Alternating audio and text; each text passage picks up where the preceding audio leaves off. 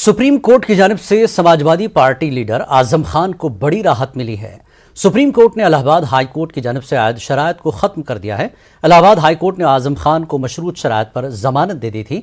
Supreme court ने कहा कि इलाहाबाद हाई कोर्ट ने आजम खान को मेडिकल कंडीशन की बुनियाद पर जमानत दी है। हालांकि ज्यादातर मामलों में आजम खान को जमानत मिल चुकी है। सुप्रीम कोर्ट ने आजम खान की दरख्वास्त नोटिस जारी करते हुए इलाहाबाद हाई कोर्ट की मेडिकल कंडीशन वाली जमानत पर रोक लगा दी।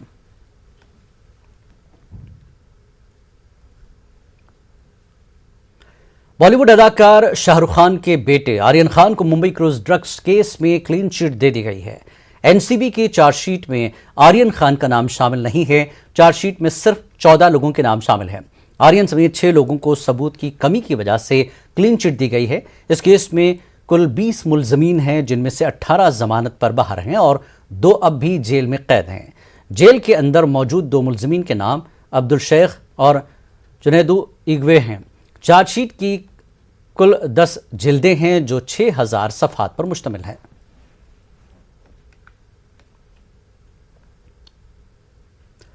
जम्मू कश्मीर के साबिक वज़ीर आला व नेशनल कॉन्फ्रेंस के सदर फारूक अब्दुल्ला को ईडी ने समन जारी किया। फारूक अब्दुल्ला को पूछताछ के लिए 31 मई को तलब किया गया है। जरा के मुताबिक फारूक अब्दुल्ला से चंडीगढ़ के ईडी दफ्तर में पूछताछ की जाएगी। हालांकि एजेंसी ने अभी यह वाज़ेह नहीं किया कि किस मामले में एनसीबी सदर से पूछताछ की जाएगी। वाज़ेह है कि उससे कबल जम्मू कश्मीर क्रिकेट एसोसिएशन घोटाला मामले में ईडी फारूक अब्दुल्ला से पूछताछ कर चुकी है।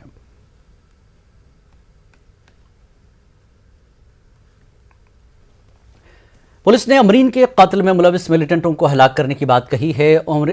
अमरीन के अहल खाना का नाम ताहम कहना कि वो इस बारे में कुछ नहीं जानते कि उसे किसने मारा था। अमरीन के वालिद का लगातार यही कहना था कि इंतजामिया की जानिब से उनसे मिलने के लिए कोई नहीं आया। उन्होंने कहा कि अमरीन की उनका घर चलाती थी, इसलिए अब उन्हें माकूल मुआवजा मिलना चाहिए। इस हमले में फरहान नामी 10 साला बच्चा भी जख्मी हुआ था। फरहान ने न्यूज़ 18 उर्दू से बातचीत की। मुझे पहले अपना नाम बताओ। मेरा नाम है फरहान। फरहान, किस तरह ये वाक़ा हुआ? क्या मतलब आपने कितने बंदे देखे? मुझे पहले दुकान पर जाना था। मुझे आपने दादू ने दिया 50 रुपये, बोला 20 में आपने ले लाना और 20 में 4 बिस्किट लाना और 10 वापस लाना। मैं जब निकला वहाँ से दो लड़के आए। एक तो उनका सड़क पे वो वही था, 2 हमारे घर आए, वो यहाँ पर थे। उन्होंने बोला अपनी मौसी को बुलाओ। मैं जब अंदर गया मैंने मौसी को बुलाया। वो पहले तो दरवाजे पे थी। पहले तो उन्होंने उसे शक नहीं किया। पहले बोला उनको बड़गाम में शूटिंग है, आप आ सकती हो। उन्होंने बोला नहीं मैं नहीं आ सकती, मैं बीमार हूँ। वो आगे आई। उन्होंने बोला, मेरी मौसी ने बोला उनको आप कौन हो। उन्होंने उसी समय गन निकाला। उन्होंने पहले तो एक फायर किया यहाँ पर उनको, फिर वो अंदर भागी, फिर वहाँ से किया दूसरा फायर, वो दरवाजे से टकरा गई, फिर वो नीचे गिर गई। मुझे नहीं पता मुझे कहाँ से आया है। आप कहाँ पर थे उस टाइम? कहाँ पर थे आप? मैं वहाँ पर था। ठीक, तो आपने देखा, वो चेहरा देखा, वो कौन बंदे थे वो? नहीं, मुझे अभी याद नहीं है आपको। मुझे बताइए, जो पुलिस ने दावा किया उन्होंने दोनों उन मिलिटेंटों को मारा है, आपको लगता है यही वो दोनों थे? मुझे कहाँ मारा? ये ऊँची पोरा में मारा, दूसरे डिस्ट्रिक्ट में। हमको क्या पता है वो ये लोग है, कौन है, क्या है, हमको क्या पता है। आपने उस वक्त किसी का चेहरा देखा था शाम को? मैं कमरे में, यही बच्चा आया, मैं कमरे में तो आयों को मारा। मुझे कहाँ, मेरे यहाँ कमरे में, मेरी आँखी भी ख़त्म हो गई इसकी। मेरे सामने मारा, दूसरा फायर मारा मेरे सामने, मैं कमरे में, इसी कमरे में इस वक्त ने दूसरा फायर लगाया। जिस तरह बच्चा बोल रहा था, अभी 3 बंदे थे, एक बाहर वेट कर रहा था। सड़क पर बैठा स्कूटर पर, 2 बंदर यहाँ मेरे घर आया, एक पीछे रहा, एक यहाँ रहा। अच्छा, कल आप जब हमारे साथ बात कर रहे थे, आपने तब बोला था एडमिनिस्ट्रेशन की तरफ से कोई नहीं आया आपके पास? आप तक कोई खाली एसपी साहब रात 4 बजे आया और एसओसी साहब बड़गांव चाडोरा आया, बस इसके बाद कोई नहीं। अच्छा, क्या चाहते हैं अभी सरकार से? सरकार से चाहते हैं, मेरा बेटा भी यही, बेटी भी यही, कुछ मुआवजा? हाँ, मुआवजा देना जरूरी। मैं पत्थर पड़ गया, ज़मीन पर पड़ गया। मैं इंसाफ मांगूंगा, बस। इनके वालिद हैं अमरीन के, वो सरकार से अब मुआवजे की अपील कर रहे हैं ताकि उनको कुछ मदद हो सके। हालांकि उनका ये भी कहना है, जिस तरह से इन्होंने लगातार कर भी बात की थी, इनके पास एडमिनिस्ट्रेशन की जानिब से कोई इनके पास नहीं आया। न्यूज़ 18 नेटवर्क के लिए खुशरू बडगाम से मैं आबिद हुसैन। जम्मू कश्मीर की साबिक वज़ीर आला और PDP सरबराह महबूबा मुफ्ती ने बडगाम में मकतूल TV अदाकारा अमरीन के अहल खाना से मुलाकात की और ताज़ियत पेश की। इस मौके पर उन्होंने कहा कि जम्मू कश्मीर में सूरत हाल ख़राब हो रही है, हर रोज़ बेगुनाह लोग मारे जा रहे हैं। कि जम्मू कश्मीर में बेगुनाहों का, खासकर कश्मीरियों का, चाहे वो राहुल भट्ट हो, चाहे शोएब गनाई हो, चाहे वो सैफुल्लाह कादरी हो और आज हमारी बच्ची अमरीना भट्ट हो, तो ये तो एक रोज का मामूल बन गया है। और जो मरकजी सरकार है वो जूं की तू है, उनकी जो उनकी मस्कुलर पॉलिसी है, दबाव की पॉलिसी है, दोंस की पॉलिसी है, उसका ये नतीजा है कि दिन ब दिन जम्मू कश्मीर में हालात बेहतर होने के बजाय बिगड़ रहे हैं, खराब हो रहे हैं। और वो पूरी दुनिया में ये चिल्लाते हुए फिरते रहते हैं कि जम्मू कश्मीर में सब ठीक ठाक हो गया। जम्मू कश्मीर में कुछ ठीक ठाक नहीं हुआ। जम्मू कश्मीर में रोज बेगुनाहों की हलाकतें हो रही हैं। जम्मू कश्मीर में रोज कश्मीरियों का खून बहाया जा रहा है। और अनफॉर्चुनेटली जो मरकजी सरकार है, जो बीजेपी सरकार है, जम्मू कश्मीर के मसले को एक तो सिक्योरिटी और मजहबी बेसिस पे इसको देख रही है कि एक मुस्लिम मेजॉरिटी स्टेट है इसलिए मरते हैं लोग तो मरने दो। तो मुझे लगता है कि इससे हालात सुधरने के बजाय खराब हो रहे हैं। ये तो बड़ी अजीब बात है कि जब भी कोई हादसा हो जाता है उसके 12 घंटे 24 घंटे के अंदर अंदर कहा जाता है कि जिसने ये हादसा किया उनको हमने मारी। इसके बारे में मैं ज्यादा कुछ कह नहीं सकती। एक बच्ची थी, अपने रोजगार का इंतजाम कर रही थी, अपने बाप को पाल रही थी, अपने फैमिली को पाल रही थी। तो मैं समझती हूँ कि रोजगार के लिए घर से निकलना, मेहनत करना, और ऐसे में कोई मारा जाता है तो हमारे में तो कहते हैं वो शहीद। वज़ीर आज़म मोदी ने दिल्ली के प्रगति मैदान में मुल्क के सबसे बड़े ड्रोन फेस्टिवल का इफ्तिताह किया। PM मोदी ने यहां ड्रोन नुमाइश देखी और इस टेक्नोलॉजी का इस्तेमाल करने वाले लोगों से मुलाकात की। इस मौके पर PM मोदी ने खिताब करते हुए कहा कि पहले टेक्नोलॉजी का खौफ दिखाया जाता था, लेकिन हमने इसे आवाम तक पहुंचाने का काम किया। PM ने कहा कि आज हिंदुस्तान एक स्टार्टअप पावर के तौर पर ड्रोन टेक्नोलॉजी में तेजी से आगे बढ़ रहा है। साथियों, इस महोत्सव में देश के अलग अलग हिस्सों से आए हमारे किसान भाई बहन भी हैं, ड्रोन इंजीनियर भी हैं, स्टार्टअप्स भी हैं, विभिन्न कंपनियों के लीडर्स भी यहां मौजूद हैं। साथियों, ड्रोन टेक्नोलॉजी को लेकर भारत में जो उत्साह देखने को मिल रहा है वो अद्भुत है। ये जो ऊर्जा नजर आ रही है वो भारत में ड्रोन सर्विस और ड्रोन आधारित इंडस्ट्री की लंबी छलांग का प्रतिबिंब है। ये भारत में एम्प्लॉयमेंट जनरेशन के एक उभरते हुए बड़े सेक्टर की संभावनाएं दिखाती है। आज भारत स्टार्टअप पावर के दम पर दुनिया में ड्रोन टेक्नोलॉजी का सबसे बड़ा एक्सपर्ट बनने की ओर तेज गति से आगे बढ़ रहा है। साथियों, ये उत्सव सिर्फ एक टेक्नोलॉजी का नहीं बल्कि नए भारत की, नए गवर्नेंस का, नए प्रयोगों के प्रति अभूतपूर्व पॉजिटिविटी का भी उत्सव है। संयोग से 8 वर्ष पहले यही वो समय था जब भारत में हमने सुशासन के नए मंत्रों को लागू करने की शुरुआत की थी। मिनिमम गवर्नमेंट, मैक्सिमम गवर्नेंस के रास्ते पर चलते हुए ease of living, ease of doing business को हमने प्राथमिकता बनाया। हमने सबका साथ, सबका विकास के मंत्र पर चलते हुए देश के हर नागरिक, हर क्षेत्र को सरकार से कनेक्ट करने का रास्ता चुना। मध्य प्रदेश में बल्दिया और पंचायत इंतखाबात को लेकर सुप्रीम कोर्ट के अहकाम के बाद रिजर्वेशन का अमल मुकम्मल किया जा चुका है। बल्दिया और पंचायत की तारीख का किसी भी वक्त ऐलान किया जा सकता है।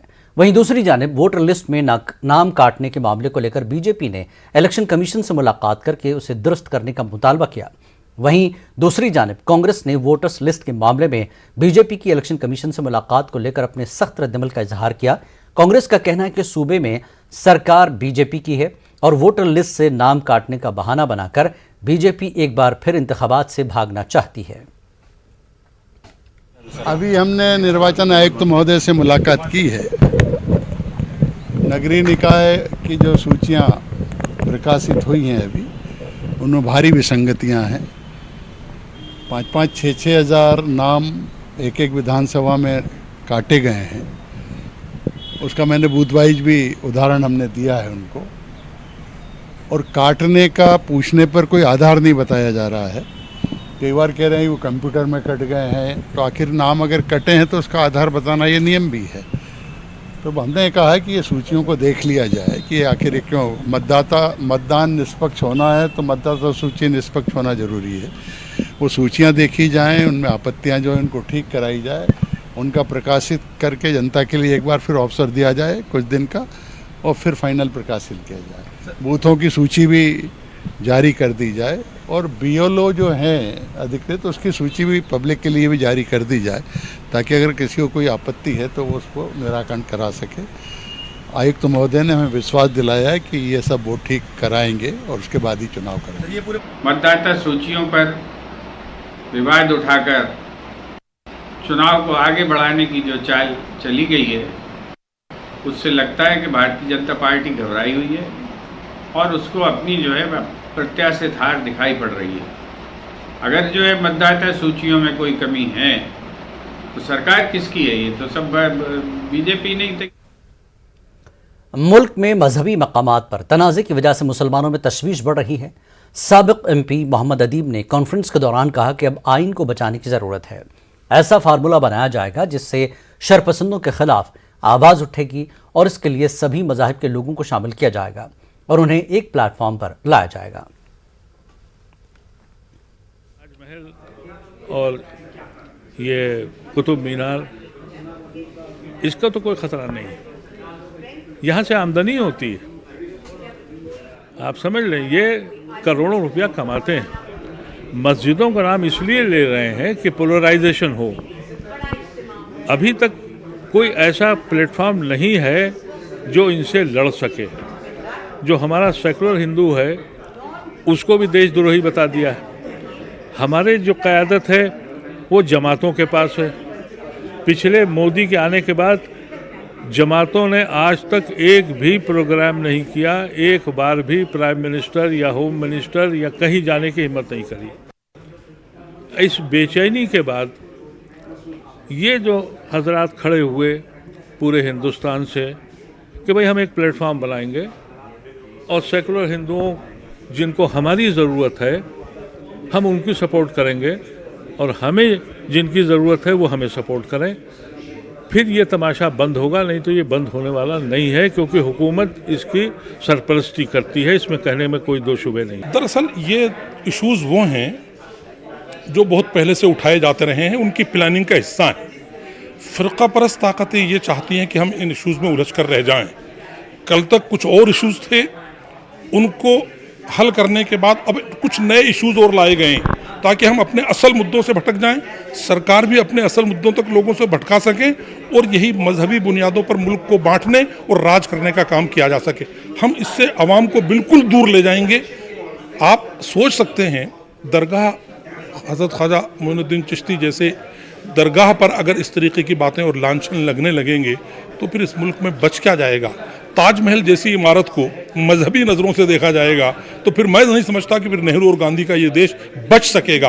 अब इस चीज़ को हमको बाकी रखने के लिए और देश में हम आहंगी को बनाए रखने के लिए मुल्क के उन दानिश्वरों को आगे आना होगा जो अब तक किसी मजबूरी की वजह से खामोश है। अगर नहीं आए आगे तो फिर इस देश को ये फिरकावारियत कहाँ लेकर के जाएगी इसका हम अंदाज़ा भी नहीं कर सकते। इसलिए हम इसको बिल्कुल अलग मुहिम पर लेकर के जाएंगे और अपनी कौम को ये समझाएंगे कि अब हमको इन इश्यूज़ में उलझने की ज़रूरत नहीं है। ये इश्यूज़ हमको सिर्फ उलझाने के लिए इकट्ठा किए जा रहे हैं और खड़े किए जा रहे हैं। इसका हमसे कोई ताल्लुक नहीं है। एक बार फैसला हो चुका 1947 में जो इबादतगाह जिस पोजीशन में थी बाबरी मस्जिद को छोड़कर, अब उसके सुप्रीम कोर्ट के फैसले के बाद उन तमाम की छेड़छाड़ गैर कानूनी है, गैर अखलाकी है, गैर दस्तूरी है। ज्ञानवापी, मथुरा शाही ईदगाह, कुतुब मीनार और ताजमहल के बाद अब अजमेर में ख्वाजा गरीब नवाज रहमतुल्लाह अलैह की दरगाह को मंदिर होने का दावा किया गया है। दिल्ली की एक तंजीम ने राजस्थान के वज़ीर आला को खत लिखकर महकमे आसार क़दीमा से सर्वे कराने का मुतालबा किया है। पेश है रिपोर्ट।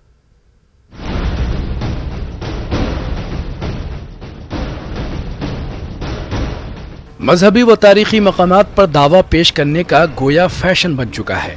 अभी ज्ञानवापी, मथुरा शाही ईदगाह, कुतुब मीनार और ताजमहल का तनाज़ा थमा भी नहीं है कि एक नया तनाज़ा सामने आ गया है। दरअसल अब अजमेर में वाक़े हज़रत ख्वाजा गरीब नवाज मोइनुद्दीन चिश्ती रहमतुल्लाहि अलैह की दरगाह पर भी लोगों की बुरी नज़र है। तंजीम महाराणा प्रताप सेना की जानिब से दिल्ली के रहने वाले राजवर्धन सिंह परमार नामी शख्स ने राजस्थान के सीएम अशोक गहलोत को एक खत लिखा है जिसमें दावा किया गया है कि अजमेर में ख्वाजा गरीब नवाज की दरगाह पहले मंदिर थी। राजवर्धन सिंह ने महकमे आसार क़दीमा से सर्वे कराए जाने का भी मुतालबा किया है। खत में यह भी लिखा गया है कि दरगाह के अंदर कई मकामात पर हिंदू मजहब के निशानात हैं। अभी हमने स्वस्तिक चिन्ह के वहाँ पर सबूत पाए हैं जिसके आधार पर हमारा यह मानना है कि वह महादेव का मंदिर है।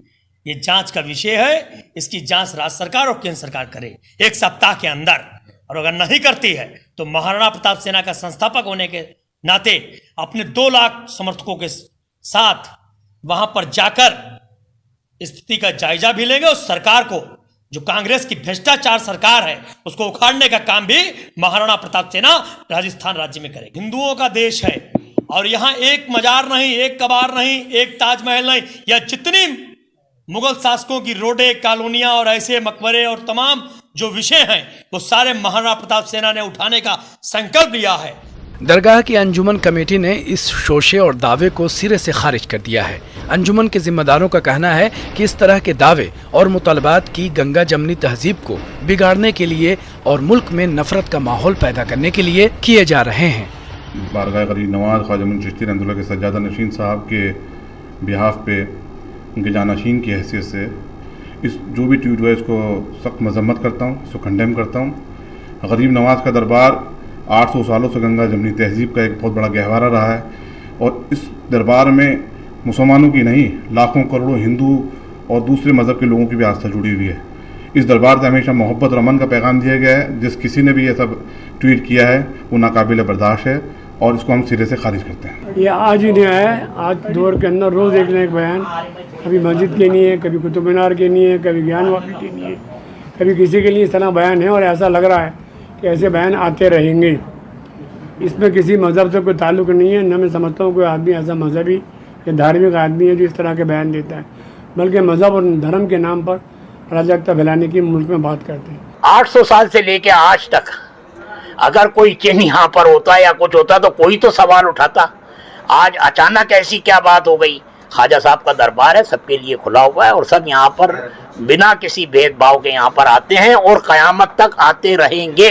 वाज़े हो कि मौरख़ीन के मुताबिक मुल्क की मशहूर ज़माना अजमेर दरगाह की तारीख़ तकरीबन 900 साल कदीम है। हाल ही में ख्वाजा गरीब नवाज का 810वां उर्स मनाया गया था। ख्वाजा के दरबार की ज़ियारत बिला तफरीक़े मजहबो मिल्लत लोग साल भर करते रहते हैं और ख़ासकर उर्स के मौके पर लाखों ज़ायरीन मुल्क व बैरून मुल्क से ख्वाजा के दरबार में हाज़िरी देने आते हैं। ऐसे में इस तरह की बेतुकी बातें समाज में खलीज पैदा करने के सिवा और कुछ नहीं।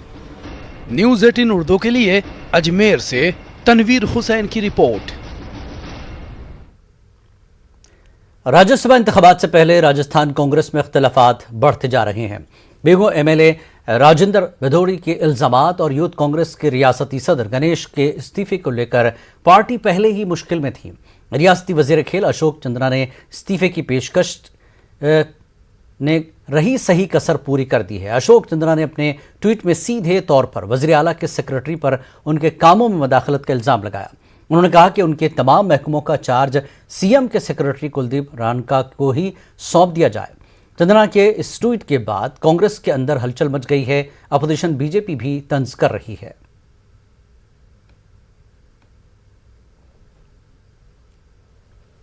अशोक चंद्रा के इस्तीफे की पेशकश के बाद बीजेपी को कांग्रेस पर हमला करने का नया हथियार मिल गया।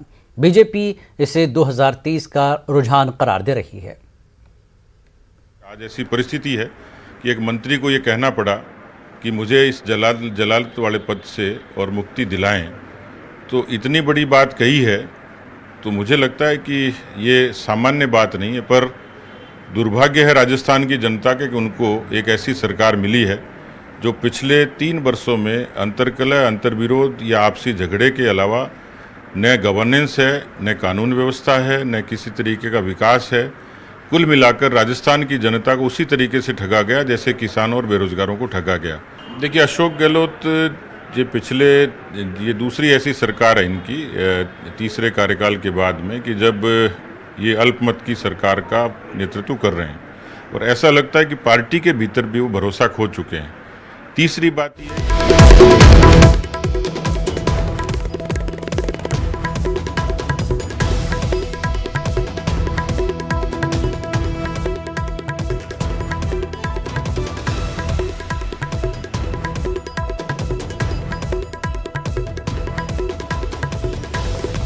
बड़ी खबर इस वक्त की। लद्दाख में सड़क हादसे में 7 फौजी जवानों की मौत हुई है। बड़ी खबर लद्दाख से आ रही है। लद्दाख के तुर्तुक में पेश आया हादसा।